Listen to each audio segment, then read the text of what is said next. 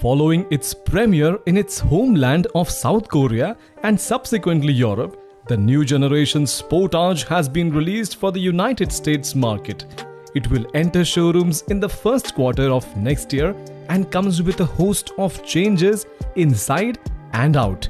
It sits on the new N3 architecture shared with the Sorento, as ultra-high strength steel is used in the construction. The 5th generation Kia Sportage also has improved insulation and better sound absorbing materials are utilized. Compared to the old models, the new crossover is longer and has a longer wheelbase length for a more spacious cabin. The US spec model will be offered with a new 2.5-litre 4-cylinder engine producing a maximum power output of 187 horsepower. It is paired with an 8-speed automatic transmission sending power to either the front axle or all 4 wheels as an option. The new Sportage grows in size compared to the previous model. The overall length is 7.1 inches, 18 centimeters longer, and the wheelbase increases by 3.4 inches, 8.64 centimeters. If you want a more rugged crossover, the 2022 Sportage is available in the X-Line and X-Pro trim levels. Both get standard all-wheel drive.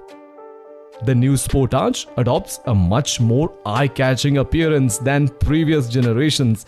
The brand's Tiger Nose grille is much smaller and sits above a blacked-out grille. The boomerang-shaped daytime running lights lend the front a distinctive appearance.